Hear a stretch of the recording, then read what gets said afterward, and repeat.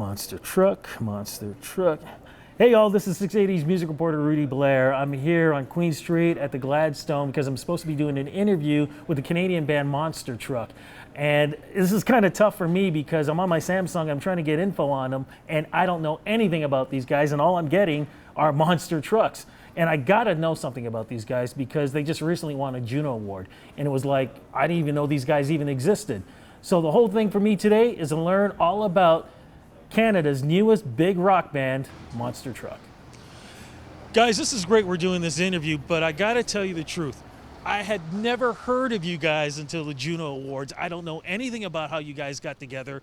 So I guess the first thing I gotta ask is, like, where are you guys from? I know you're Canadian, but where? We're from Hamilton, Ontario. Pretty much all born and raised within that general area of Hamilton.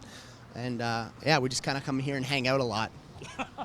But how did you guys get together? Because from what I understand, really Monster Truck was sort of like a side group. Yeah, and you guys were in other groups. Yeah, it kind of started like that. We all met within the Hamilton music scene. We were all kind of in different bands. Me and Steve were the only one that were in the same band together, and then we kind of just met through various shows and tours and decided to start this band as something fun that we could kind of just take for ourselves and play the music that we really wanted to play.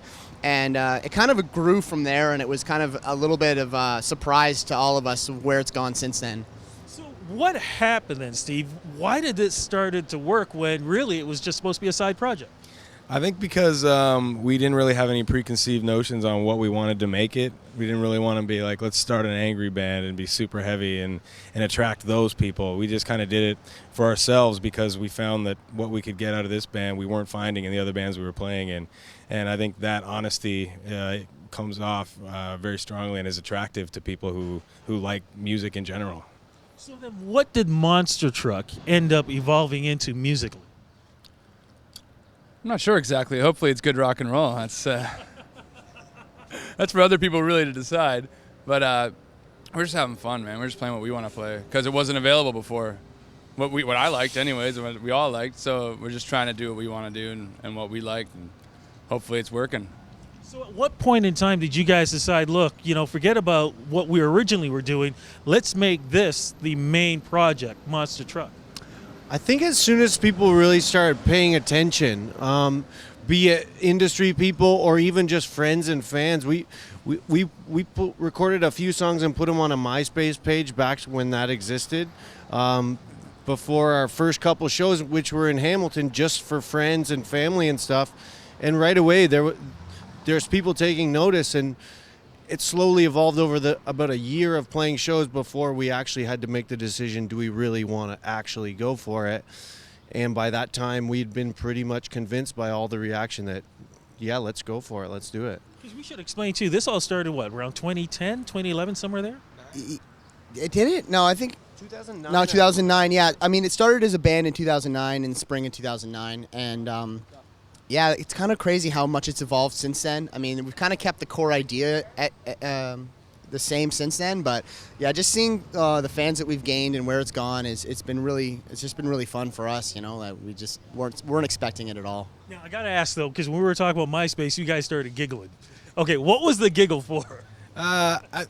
For me personally, it's because I'm not very technologically or online savvy. I think it's funny that that's a joke, so I'm laughing kind of at the fact that.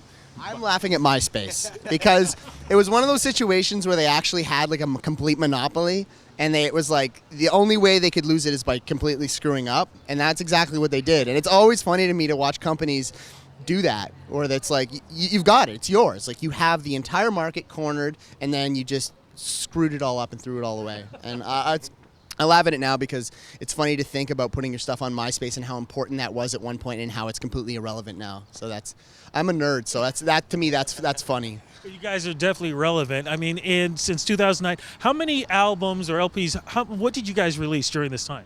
We've done 2 EPs, and our first LP drops at the end of this month. That's the thing we're all looking forward to. So when did you guys find out that you guys were nominated for the Juno recently? Oh, geez, it was probably 4 or 5 months before it. So it's pretty cool. We were all excited. I mean, it's always nice to be recognized by your country. So, and actually winning it was a shock beyond I want to get into that. So, okay, so here you guys are. You get the nomination. You're shocked about that. You head over to Regina. You're meeting all the stars. You guys are sitting there, and the winner is Monster Truck. Give me the thoughts on how all that came together. Well, I like to describe as that's when the dream sequence started, and it was like, oh, holy crap, we got to go make a speech. Thankfully, I had written down a thank you list in my phone. So if you watch the video, I'm fumbling. It looks like I'm sending a text or something. Everyone was mad about that too. Everyone thought he was texting. And then everyone's telling Jer how great of an acceptance speech he did when I had to pull that speech up to give it to him.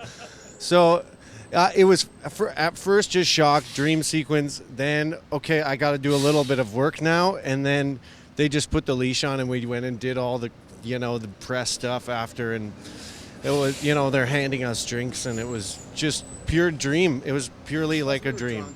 We started getting drunk really quick, so that added to the dream effect that we were having while we were doing all these press things, and it was just a really good time. It was like you said, it was a total shock, and yeah, just kind of taking it all in. And I want to get into that a little bit more. So, were the press talking to you guys before winning? And did that sort of change? Like maybe a couple of people talking? We had a hard time on the red carpet. We got stuck behind Carly Rae, and so in front of Mariana's Trench. So we couldn't get any of we got a couple, but for the most part we were like, do you want to do an interview? And they're like, yeah, no, they're trying to get Carly Rae. They're waiting for Mariana's Trench. So we kind of just walked past majority of all the press hits that you do on the red carpet. And then of course after we won, these are the same people that are like, and we have to be nice and good about it. So we're like, yeah, we'll do it now. And then I'm thinking I would rather just be like, oh no, we gotta go do this one. We gotta go over here and talk to the Hamilton Spectator, someone who's been behind us for the last 2 years. But no, it's all good stuff. And like you said, most people don't know who we are, and we just take that in stride, at this point. Well, they're definitely going to know you guys because we were just mentioning new album coming out. Yeah, that's the big thing we're really excited about right now. It's unfortunate that we're going to be out of the country when it actually comes out, but we're it's almost as in it's coming out now because this is our last few days here in Canada. We're doing all this press stuff now, and then we're going to be gone touring, and once we get on tour, that kind of becomes the only thing kind of on our mind, and especially when we're not in Canada, you realize how less of an impact you really have out of your country when we haven't done really anything in America yet. So we're going to be across the border bottom feeding while all the hype rises up here, So talk a little bit about what the name of the album and what style of music, what we're going to be hearing on. Well, it's called Furiosity, which I think is a fitting title. And it's basically just rock and roll, man.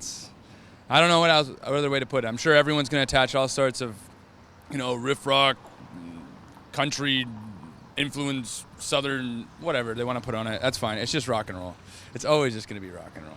Well, as we're wrapping this up, when you think about this, the Sheepdogs kind of went through the same thing with the Rolling Stone event that happened with them. You guys are kind of going through the same thing yourselves too. Are you prepared now for what's going to be happening? New album, you've got the Juno Award. People are now knowing who you guys are.